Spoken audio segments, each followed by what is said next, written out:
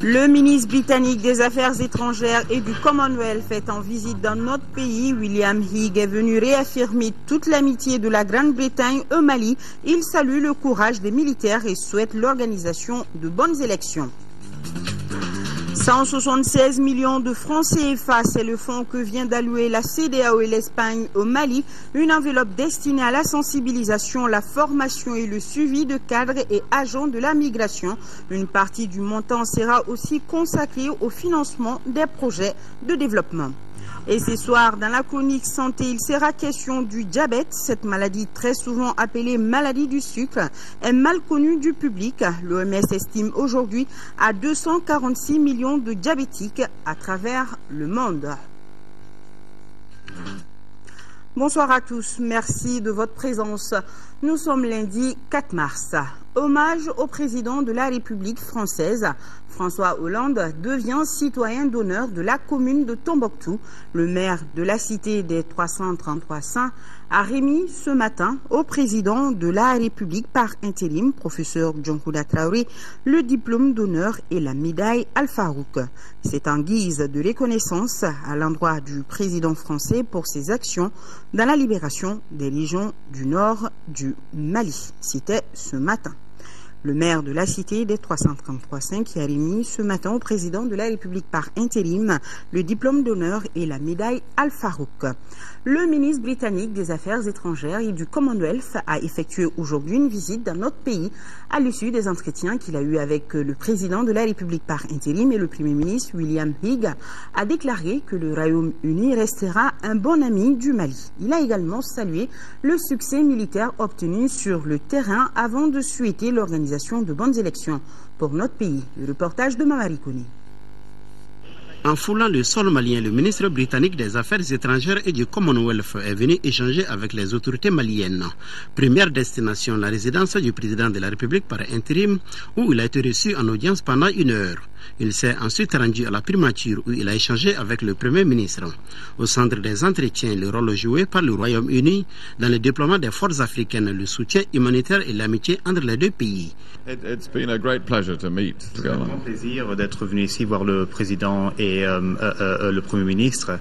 Et je leur parlais de l'appui que le Royaume-Uni veut apporter au Mali. Et j'ai aussi beaucoup parlé aussi de l'importance du succès militaire, mais aussi, très important, le succès dans le domaine politique. Point de vue les élections, point de vue le dialogue qui comprend toutes les personnes de Mali. Ce ont été de très bonnes réunions et le Royaume-Uni restera un très bon ami du Mali. Aussitôt après son arrivée, le ministre britannique des Affaires étrangères et du Commonwealth a rendu une visite au dispositif militaire britannique stationné à l'aéroport, un dispositif qui joue un grand rôle dans le transport des troupes de la MISMA. Le ministre a également rendu visite au contingent du Ghana. Plaisir aussi de voir les troupes, les ingénieurs du Ghana. C'est un très bon exemple du soutien que le Mali peut avoir des autres pays de la région. Lors de son séjour dans notre pays, le ministre britannique des Affaires étrangères et du Commonwealth s'est rendu au centre culturel Thomas et au quartier général de la MISMA. Oui, il s'est rendu également au quartier général de la MISMA et au centre culturel Thomas. On va retrouver ces reportages au cours de ce journal. Et nous avons ce communiqué de l'EDMSA. Un incident majeur est intervenu cet après-midi sur le réseau de transport de l'électricité tronçon Manantali-Bamako. Cet incident prive momentanément la Société Énergie du Mali d'une grande capacité de ses moyens à faire face à la forte demande à cette période de chaleur. Les villes de Bamako, de Kita et de Kai subissent actuellement des perturbations le temps que dure la réparation pour une normalisation de la situation. Et nous avons ce communiqué sur invitation de Thiema Hubert Koulibaly, ministre des Affaires étrangères et de la coopération internationale du Mali, Willy Somdal, ministre des Affaires étrangères du Royaume de Danemark, accompagné de son homologue de la Défense, effectuera le mardi 5 mars 2013, une visite de travail au Mali. Durant leur séjour, les deux ministres danois auront des entretiens avec leurs homologues maliens, rencontreront les élus du Nord et seront reçus en audience par le président de la République par intérim, professeur Djankouda Traoré. D'une visite à une autre, celle effectuée par le nouvel ambassadeur du Sénégal au Mali au Haut Conseil des collectivités. Avec le président de cette institution, il a été question de la coopération bilatérale entre nos deux pays. Hassan Doy, à sa sortie d'audience, est au micro de Alousseini Touré. Je suis venu voir le président pour lui présenter les salutations de son homologue sénégalais. Et j'en ai également profité pour faire tout un tour d'horizon sur l'ensemble de la coopération entre le Sénégal et le Mali, notamment en ce qui le concerne. J'en profite également pour vous dire que ça a été très fructueux et très bénéfique pour moi, parce que j'ai eu en face de moi un pédagogue, quelqu'un qui connaît très bien son institution et qui a eu à m'expliquer toutes les spécificités, la particularité du système malien. Et j'en ai beaucoup tiré. C'est une visite simple dans le cadre de mes visites de courtoisie que je rends aux institutions, parce que je viens d'arriver en terre malienne. Est-ce qu'il y a une institution similaire au Sénégal? À tout point de vue, non. Je crois que votre exemple est un peu unique dans le monde, je crois, dans le monde. Au Sénégal, on n'a pas la même chose parce qu'ici, ça regroupe 3-4 particularités. Mais je crois qu'on gagnerait beaucoup à s'inspirer là du modèle malien. Au-delà de l'intervention militaire, perspective de reconstruction et de développement, c'est le thème d'un débat sur le Mali tenu à l'Assemblée nationale française. En visite en France, le président de l'Assemblée nationale par intérim, Younessi Touré, accompagné d'une importante délégation parlementaire, a assisté à cette séance. Maganfine Konaté, les détails. Soyez les bienvenus. Après un accueil chaleureux et très solennel, Younessi Touré et sa délégation resteront près de 150 minutes chrono dans l'hémicycle français. Un moment très impressionnant pour les députés maliens. Nous avons été frappés par la hauteur, n'est-ce pas, des débats, les points de vue qui ont été exprimés par les uns et les autres. Et nous avons été surtout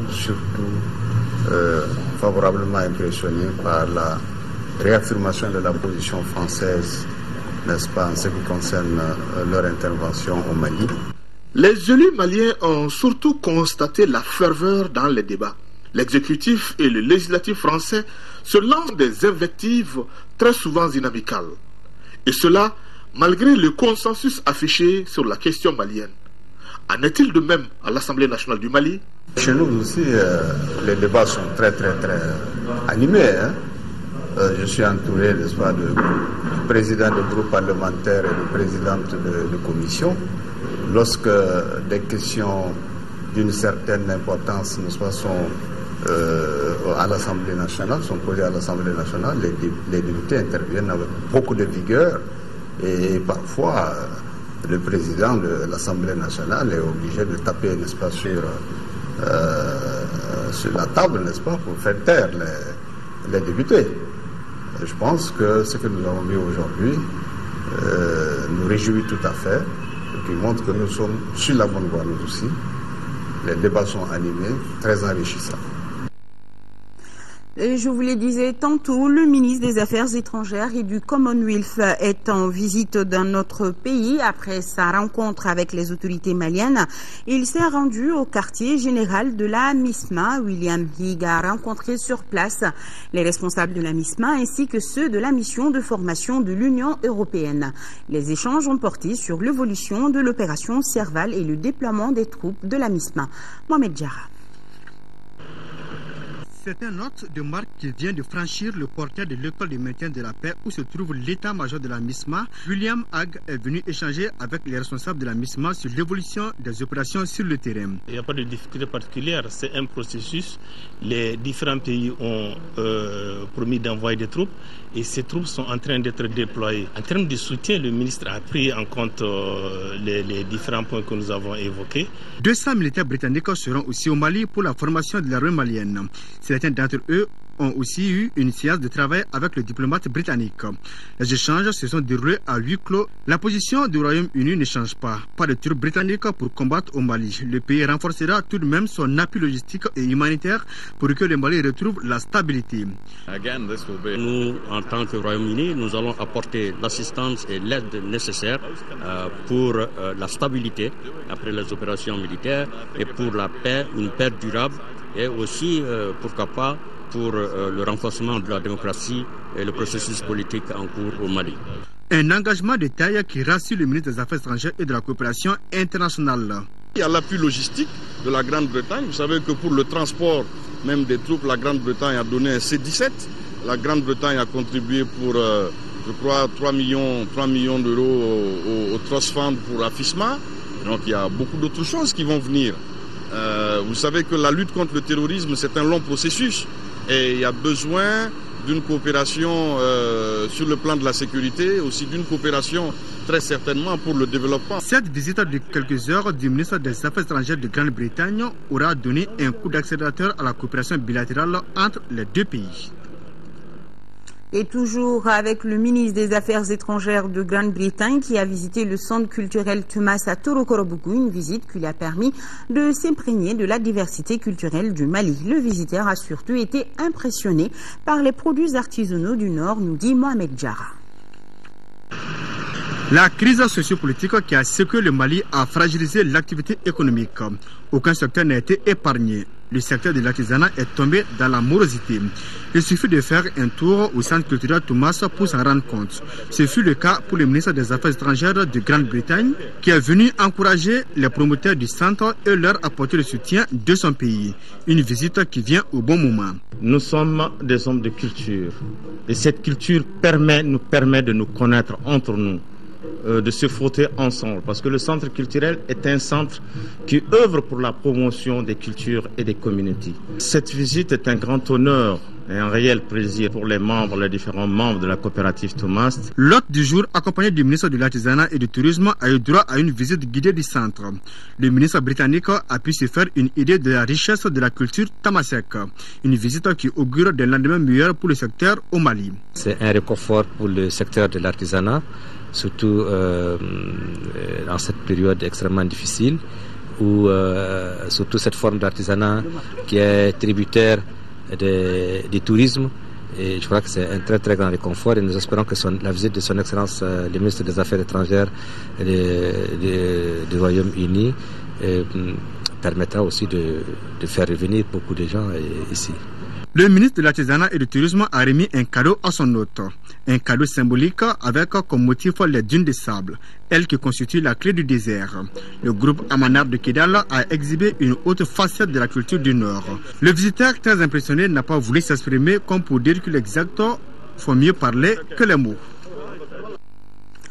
Une délégation de l'Assemblée parlementaire paritaire ACP-UE, conduite par son coprésident Louis Michel, entame une visite de 3 jours demain au Mali. Ces députés doivent notamment avoir une séance de travail avec leurs homologues maliens sur l'évolution de la situation politique et sécuritaire au Mali. Les parlementaires entendent rencontrer aussi les plus hautes autorités du pays pour réitérer leur soutien au peuple malien. Ibrahima Traoré nous en dit plus. Le Parlement européen est déterminé à soutenir le Mali dans son combat pour la paix. Les députés européens sont mobilisés depuis le début de la crise pour convaincre davantage la communauté internationale à défendre l'intégrité territoriale du pays. Les parlementaires arrivent à Bamako pour réitérer cet engagement aux autorités maliennes. Nous aurions dû probablement soutenir le Mali plus tôt, au moment de l'intervention libyenne. C'est incroyable qu'on ait laissé se propager les rebelles, les armes, etc., sans déjà faire quelque chose. Nos efforts sont des efforts de soutien, de solidarité. Il faudrait néanmoins que ça n'en reste pas à des déclarations du Parlement. Il faudrait que la voix du Parlement soit entendue par nos gouvernements, par nos exécutifs. Au cours de leur visite au Mali, les députés européens entendent mettre l'accent sur le soutien au processus politique en cours qui doit aboutir à des élections crédibles. Les parlementaires se réjouissent d'ores et déjà des efforts menés par les autorités de la transition pour l'atteinte des objectifs recherchés. Beaucoup d'optimisme, une détermination sans faille pour conduire le pays à des élections qui vont rendre la légitimité à la démocratie et à l'ordre constitutionnel, avec un timing qui semble tenable, avec une volonté d'avoir un fichier électoral qui soit indiscuté, avec de bonnes conditions d'élection, avec la sécurisation de ces élections. Je pense que le Mali maintenant est sur la bonne voie, mais bien entendu aussi une très grande attention qui est portée au dialogue politique entre toutes les forces représentatives non terroristes du pays, c'est-à-dire toutes les forces qui souhaitent s'inscrire dans une véritable dynamique fondée sur les valeurs de la démocratie et du respect de l'autre. Les parlementaires européens estiment que la gestion de la crise malienne doit rester une priorité. Ils doivent notamment avoir une séance de travail avec leurs homologues maliens avant de rencontrer les regroupements politiques, la société civile et les déplacés. Il est prévu aussi une rencontre avec le président de la République par intérim et le Premier ministre. Échange le week-end dernier à la Maison du Mali à Abidjan entre les Maliens de Côte d'Ivoire et leur ministre de tutelle, Maître Demba Traoré. Au centre de la rencontre, les deux grandes missions du gouvernement de transition, à savoir la sécurisation des régions libérées du Nord et l'organisation future des élections générales en juillet prochain. Correspondance de Boubacar Sissoko. Les Maliens résidant en Côte d'Ivoire sont estimés à plus de 2 700 000 personnes. C'est la colonie la plus importante de la diaspora malienne. Le ministre des Maliens de l'extérieur et de l'intégration africaine, Maître Demba Traoré, est venu les rencontrer. Il s'agit pour lui d'échanger avec nos compatriotes sur les missions assignées au gouvernement de transition, mais aussi la situation sécuritaire dans le nord du Mali. Nous avons partagé avec eux le contenu de la feuille de route qui a été adoptée par le gouvernement et l'Assemblée nationale. Nous avons également échangé autour du plan de mise en œuvre de cette feuille de route. Nous avons également évoqué le processus électoral. Vous savez, lors d'un passage ici, les Maliens de l'extérieur ont souhaité que la phase active de l'enrôlement de nos compatriotes ici soit prorogée. La présence massive des Maliens de Côte d'Ivoire à cette rencontre dénote de leur patriotisme et de leur attachement au pays, a estimé le ministre Traoré. Le gouvernement a pris la décision de proroger cette phase active de l'enrôlement au processus RAVEC à 2 mois et c'est pourquoi nous avons estimé qu'il était de notre devoir de venir les préparer avant le début de cette opération. Cette rencontre a été mise à profit par Maître Demba Traoré pour présenter le spécimen de la carte d'identification issue du RAVEC à nos compatriotes. En retour, le président du Haut Conseil des Maliens de Côte d'Ivoire, Mahamadou Diawara Dihamé, a soumis au ministre quelques-unes de leurs préoccupations, entre autres l'accès à des parcelles à usage d'habitation estimées environ à plus de 3 000 et les tracasseries routières avec la carte consulaire sur l'axe Zégoua-Bamako. Aucun sacrifice n'est de trop pour sauver son pays. Seule l'union, l'entente et la solidarité entre les Maliens de l'intérieur comme de l'extérieur permettront de relever les défis, conclut le ministre Maître Demba Traoré. Et notre correspondant à Addis Abeba, Alassane Djombili, nous signale que le Mali a officiellement signé aujourd'hui au siège de l'Union africaine à Addis Abeba en Éthiopie la charte africaine sur les valeurs et les principes du service public et de l'administration. Le document a été paraphé par l'ambassadeur du Mali en Éthiopie, Boubacar Gouro Dial, en présence de la représentante du bureau du Conseil juridique de l'Union africaine. Ainsi, notre pays est devenu le 23e pays à avoir signé la dite charte. 3 pays l'ont déjà ratifié, le Kenya, la Namibie et le Nigeria. En marge de la 23e édition du FESPACO, l'ambassadeur du Mali à Ouagadougou, Mamadou Traoré, a offert un cocktail aux festivaliers, véritable moment de convivialité entre le personnel de l'ambassade et la délégation malienne, avec à sa tête le ministre de la Culture, Bruno Maïga. Étaient également présents à cette réception les cinéastes Suleiman Sissé et Salif Traoré, ainsi que beaucoup de journalistes, nos envoyés spéciaux, ainsi que le commissaire de l'UEMOA, Seydou Sissouma. Voilà, c'était à la résidence de l'ambassadeur. Et le commissaire de l'UEMOA, notre compatriote, Seydou Sissouma.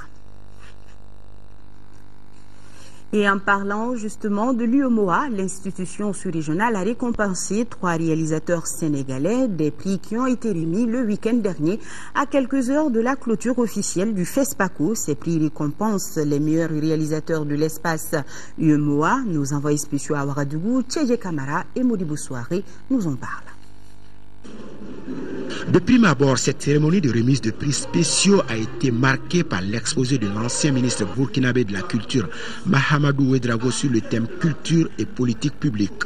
3 catégories de films sont concernées par cette récompense: long-métrage, court-métrage et documentaire. Des œuvres réalisées par des cinéastes des États membres de l'espace UEMOA. Cette année, le jury avait du pain sur la planche pour désigner 3 vainqueurs, comme le stipule le règlement. Il s'est avéré quand même que dans le lot, il y a 2 films qui sortaient du lot. Et donc, ça a été un débat terrible. Mais finalement, on avait dit, bon, cette année, on va demander à la commission si on peut décerner 2 prix à 2 films ex aequo. Et la commission a accepté. Et moi, j'avoue que ces 2 films nous sortent un peu de l'ordinaire. On peut dire qu'ils atteignent, qu'ils dépassent nos frontières. Et c'est ça qu'on attend du cinéma africain. Le prix spécial long métrage est donc revenu à 2 films sénégalais, La Pirogue de Moussa Touré et Aujourd'hui de Alain Gomez. Ces lauréats ex aequo reçoivent chacun un trophée et la somme de 5 millions de francs CFA. Dans la catégorie court métrage, c'est le film Molly du nom de son réalisateur qui remporte le prix spécial UEMOA, doté d'un trophée et la somme de 4 millions de francs CFA. Enfin, dans la catégorie documentaire, l'honneur revient à la réalisatrice sénégalaise Kardiata Pouy de remporter ce prix composé d'un trophée et de 4 millions de francs CFA. C'est dans le souci d'encourager les créateurs à produire des images cinématographiques, télévisuelles et vidéographiques que la commission de l'UEMOA a instauré en 1997 ces prix spéciaux en marge du FESPACO. La culture constitue non seulement le socle de la construction d'une citoyenneté partagée, mais elle est aussi une mine importante de création de richesses, d'emploi pour les jeunes dont les multiples talents sont reconnus de par le monde. C'est fort de cette conviction que la Commission travaille depuis des années à accompagner les événements culturels majeurs de notre espace. Et le FESPACO en est un exemple. C'est aussi la raison pour laquelle, pour aller plus loin, la Commission s'est engagée avec les États membres dans l'élaboration d'un document de politique culturelle de l'Union. La cérémonie a été agrémentée par les notes musicales de Bassekou Kouyaté et son groupe, comme pour souhaiter un bon retour aux invités de l'UEMOA au FESPACO 2013. Voilà, et cette annonce de nomination, Mamadou Igor Diarra est le tout nouveau directeur général de la Bank of Africa Mali. C'est le conseil d'administration du groupe réuni le 27 février dernier à Cotonou, au Bénin, qui a porté son choix sur notre compatriote pour occuper ce poste. Pour rappel, Mamadou Igor Diarra était à la tête de la BIM. Il a été aussi membre du gouvernement de 2008 à 2011 en tant que ministre de l'énergie, des mines et de l'eau. Bon vent à Monsieur Diarra. Le ministre de la Défense a fait cet après-midi le tour de certains centres hospitaliers où des blessés militaires perçoivent des soins, en plus des nationaux. 16 Tchadiens, dont 6 officiers supérieurs et 3 sous-officiers figurent parmi les blessés de guerre de l'hôpital de Kati à l'hôpital du Mali, en passant par l'hôpital Gabriel Touré. L'état de santé des malades s'améliore à la satisfaction générale. Le ministre a, au nom du gouvernement malien, souhaité prompt rétablissement aux malades. Écoutons le général Yamoussa Kamara. Il est au micro de Agali Aga Aguissa. J'étais venu au nom du gouvernement d'abord voir leur état de santé et leur souhaiter un prompt rétablissement. Tous ces blessés-là l'ont été dans l'accomplissement de leur devoir, en combattant pour le Mali, en combattant pour la paix et la sécurité de notre espace commun, l'espace sahélo-saharien que nous partageons avec tous les pays qui vont de l'océan Atlantique à la mer Rouge. Il a été établi depuis toujours que l'agression dont le Mali est aujourd'hui victime est en quelque sorte l'aboutissement d'une menace transnationale qui a existé dans la sous-région depuis un certain temps. Et que pour la conjurer, il fallait une solution globale, une solution transnationale, qu'il fallait donc dépasser l'égoïsme des États, mutualiser les moyens et dans le cadre d'une synergie, se donner la main pour faire face aux dangers. C'est ce qui est arrivé, c'est ce qui justifie d'ailleurs l'accompagnement de tous ces pays-là, de toute la communauté internationale. Et c'est avec ça que nous pourrons très rapidement faire face à la menace.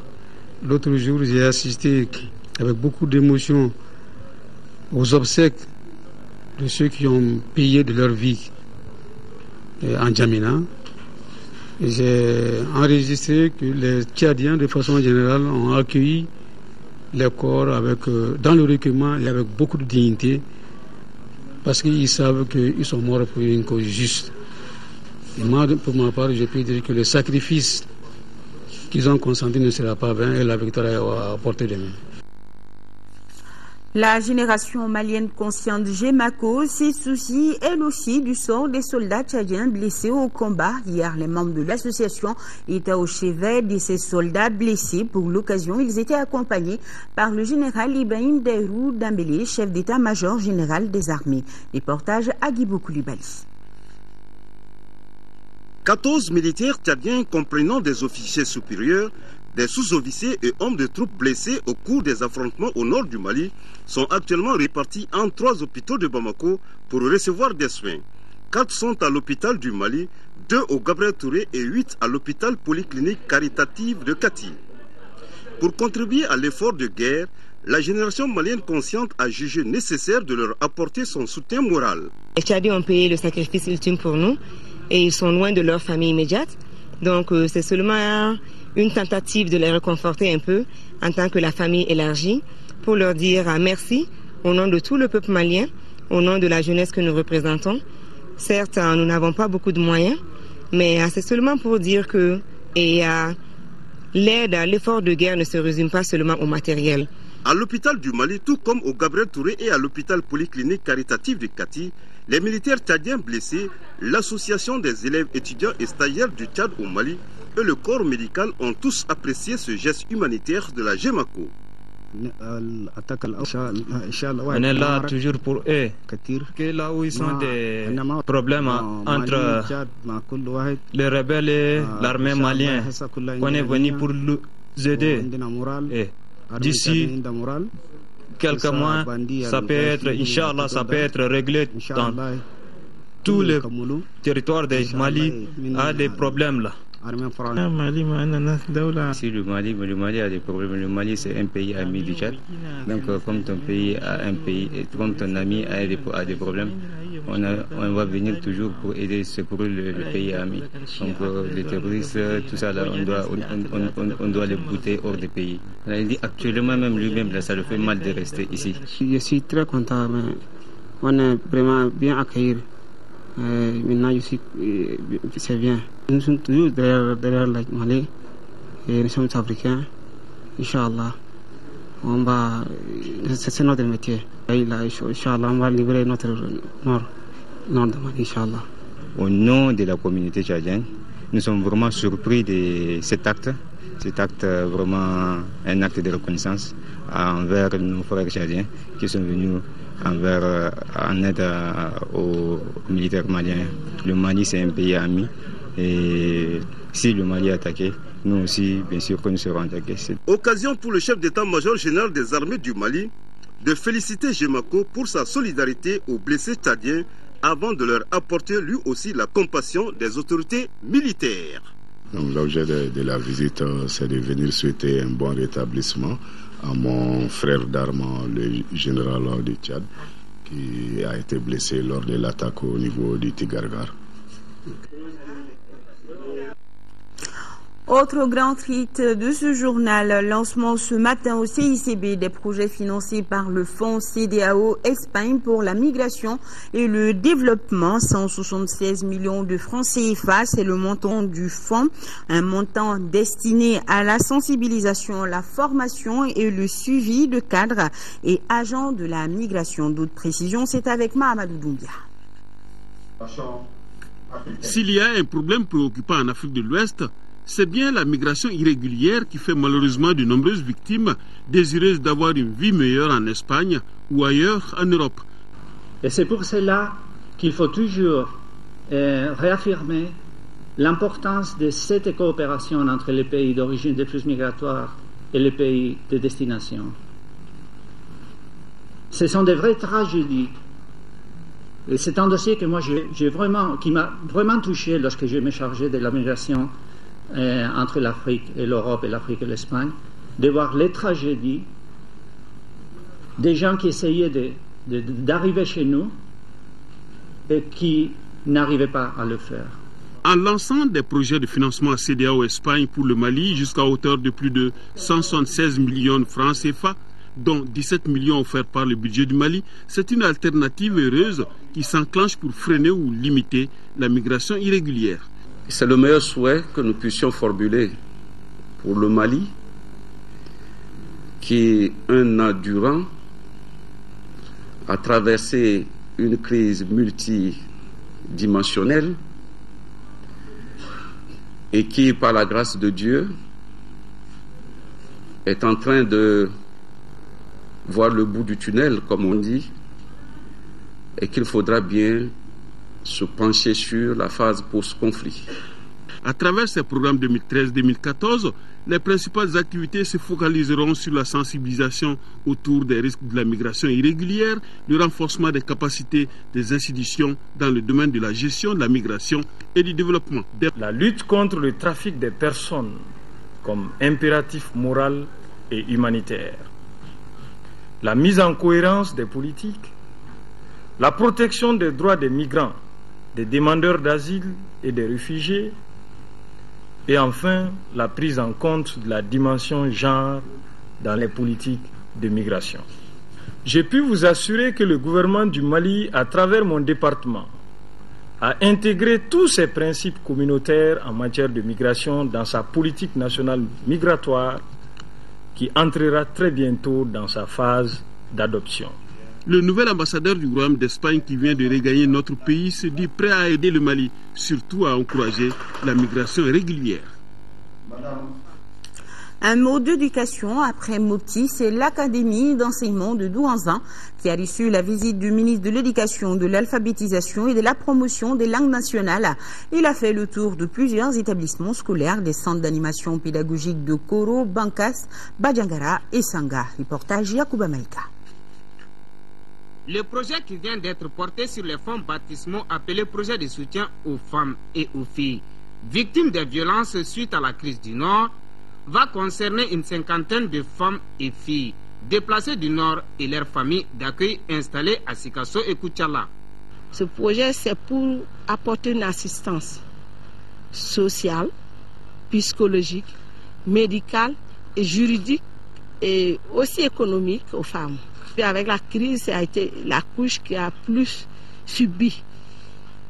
Et c'est pourquoi on s'intéresse, parce qu'il y a la question de l'égalité. Prévu pour une durée de 11 mois pour un coût total de 24 millions de francs CFA financé par l'ambassade du Canada, le projet se propose de soulager les bénéficiaires par leur prise en charge psychosociale et la création d'activités génératrices de revenus. Une initiative bien accueillie par les bénéficiaires et les autorités régionales.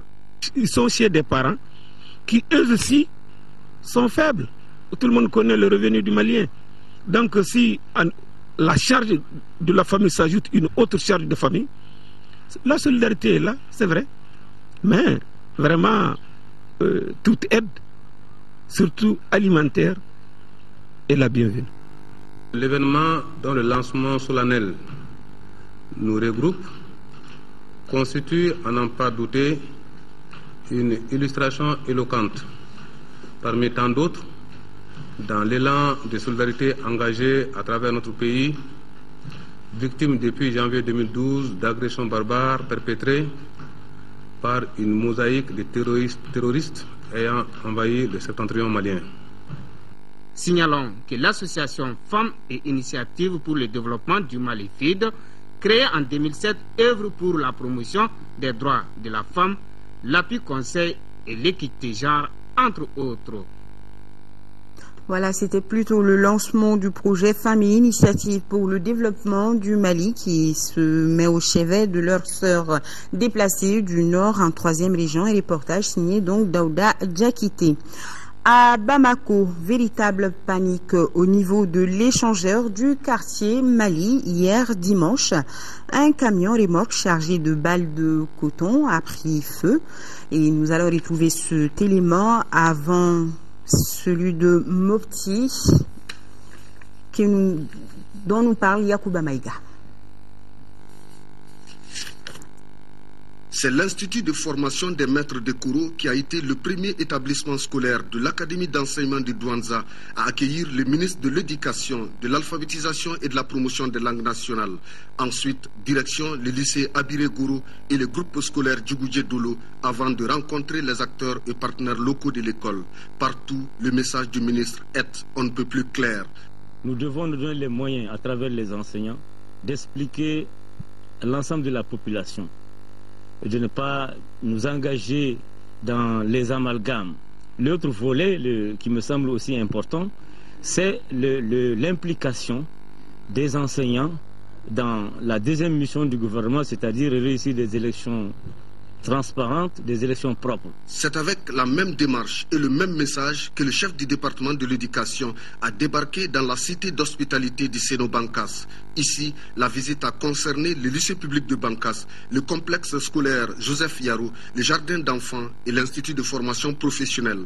Même exercice dans les centres d'animation pédagogique de Bandiagara et de Sanga, notamment à l'école technique professionnelle de Bandiagara, au groupe scolaire Mamadou Tolo, au lycée de Bandiagara, ainsi qu'à la plus vieille école de Sanga créée il y a 103 ans. Le tout assorti d'échanges fructueux avec les acteurs locaux de l'école. L'école a pu continuer malgré ces difficultés et même elle a été performante parce que les résultats de l'année scolaire passée ont été extrêmement importants. Au sortir de ce périple dans l'Académie d'enseignement de Douanza, le constat est que les élèves et les enseignants ont sans nul doute calmé leurs ardeurs de grève intempestive et de revendications syndicales. Cependant, leur environnement manifeste le besoin d'infrastructures, de formation, de matériel didactique, d'équipement, entre autres. Et ici à Bamako, véritable panique au niveau de l'échangeur du quartier Mali hier dimanche. Un camion remorque chargé de balles de coton a pris feu. Le camion amorçait en fait sa descente de la colline de Badalabougou près de l'hôtel Olympe à direction du centre-ville. Les origines de l'incendie ne sont pas encore connues, mais il a fallu plusieurs heures aux sapeurs-pompiers pour venir à bout des flammes et libérer la circulation. Et heureusement, aucune perte en vie humaine n'a été enregistrée. C'était hier au quartier Mali. La Fédération malienne de cyclisme a désormais un nouveau bureau dirigé par Amadou Togola. C'est à l'issue du conseil fédéral tenu ce samedi à la Maison des Jeunes qu'il a été élu. Compte rendu, Isaac Tune. Ce conseil national a débouché sur le renouvellement du bureau de la Fédération malienne de cyclisme. Au cours des travaux, les délégués des 4 ligues présentes, après vérification des mandats, ont discuté et adopté les rapports d'activité et bilan financier avant de procéder au renouvellement du comité exécutif de la discipline. Un nouveau bureau fédéral de 19 membres dirigé par Amadou Togola, qui occupait le poste de secrétaire général, a été investi. Seuls 6 membres de l'ancien bureau sont restés. La nouvelle direction s'est dit déterminée à donner encore plus d'allant à la discipline. L'heure du défi a sonné, car nous avons pris l'engagement vis-à-vis de notre ministère de tutelle, vis-à-vis du Comité national olympique et sportif du Mali, vis-à-vis des cyclistes, de nos sympathisants, en un mot, vis-à-vis du peuple malien, d'honorer cet engagement. Que le bon Dieu nous soutienne pour ce faire. À nos vaillants et infatigables partenaires, je renouvelle l'attention toute particulière du nouveau bureau et je souhaite qu'ensemble partons pour la réalisation de nos attentes. Le représentant du département de la jeunesse et des sports a invité la nouvelle équipe à plus de cohésion et d'abnégation avant de donner l'assurance du soutien de son département. Le président sortant, le colonel-major Yaya Ouattara, est désormais président d'honneur. Basketball, fin de la 3e édition de la conférence des mines à Bougouni. 12 formations filles et garçons ont participé à ce tournoi. C'est le Djoliba à ses filles et face aux Kanou garçons qui ont battu respectivement l'AS Police 24-22 et ASBB 20-19. Envoyé spécial à Bougouni, Mamadou Sidibé à Sassoumari. Cette 3e conférence des mines a réuni 12 équipes filles et garçons. Durant 3 jours, ces formations se sont affrontées et c'est face aux Ganou garçons et Djoliba filles qui se taillent la part du lion. Mais avant, pour les demi-finales chez les garçons, l'association sportive basket de Bougouni, ASBBB, a battu l'USM de Koutiala en blanc 27-25 et la 2e demi-finale a été remportée par Faso Kanou devant la commune 5 28-22. En filles, c'est l'AS Police en rouge qui a fait la bonne opération en battant l'AS Piton 37. Et l'autre demi-finale a vu la victoire du Djoliba en vert sur l'espoir de Sigasso 36-12. Les finales ont mis aux prises chez les garçons ASBBB et Faso Kanou. D'entrée de jeu, c'est la surprenante équipe de Bougouni en blanc qui s'empare des 3 premiers quarts-temps. Premier quart 2-0. 8-5 à la pause et 14-9.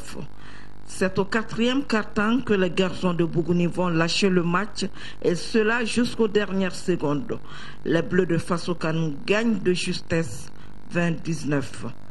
La seconde finale, celle des filles, une finale 100% bamakoise. Le Djoliba Athletic Club, habillé dans sa traditionnelle tenue rouge, a échappé belle devant une formidable équipe policière. Les Rouges, après avoir mené les 3 premiers quarts, 7-2, 12-5 et 18-12, et c'est au dernier quart que l'AS Police crée d'énormes problèmes au Djoliba. Finalement, les policières cèdent le pas aux Rouges qui vont prouver leur supériorité en gagnant de 2 points 24-22. Et maintenant, cap sur Sigasso pour la phase interligue à partir du 24 mars prochain. La chronique santé du jour nous parle ce soir du diabète. L'OMS estime aujourd'hui à 246 millions de diabétiques à travers le monde. Cette maladie, très souvent appelée maladie du sucre, est mal connue sous certains de ses aspects. Le diabète se trouve entouré de préjugés qui ne sont pas de nature à faciliter le travail du personnel soignant. Jessica Dambélé est allée en savoir plus, son reportage.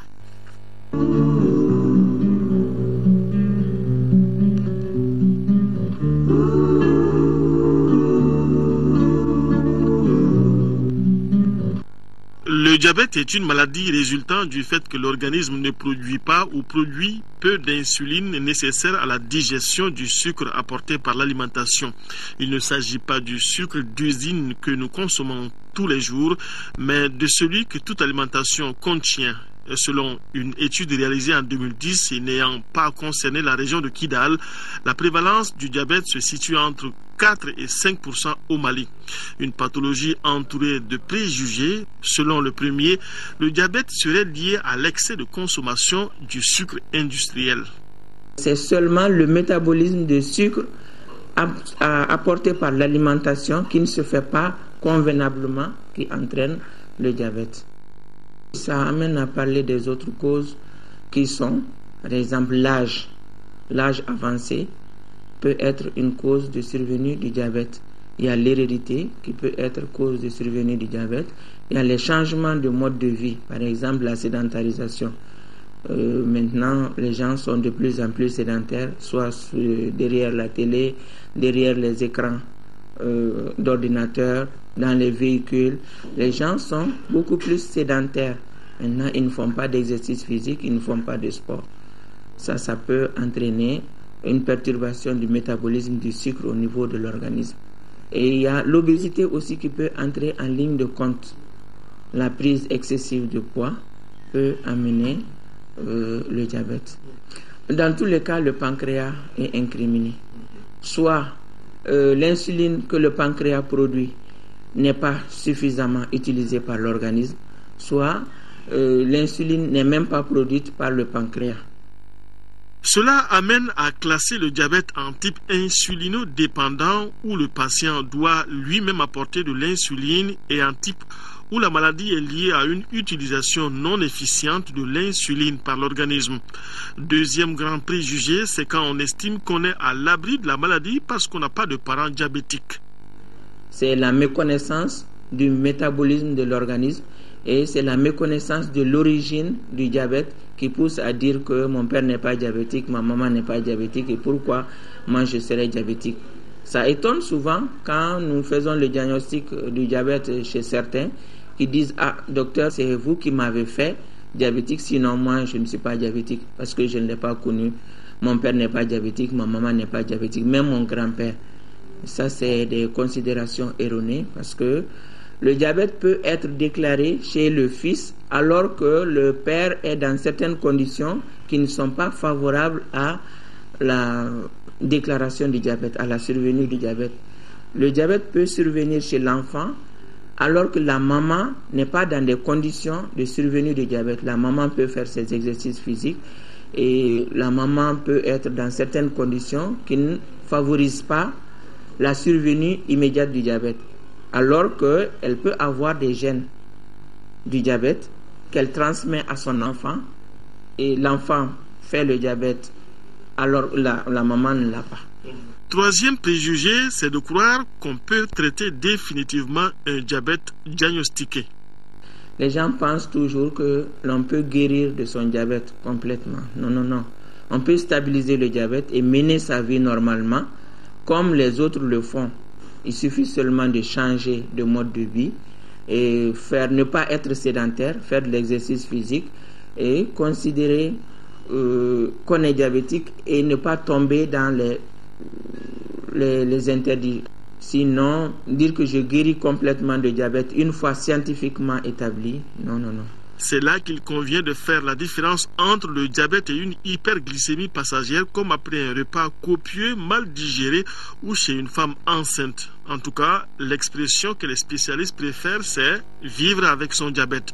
Cela suppose des exercices physiques, un régime alimentaire et un suivi médical régulier.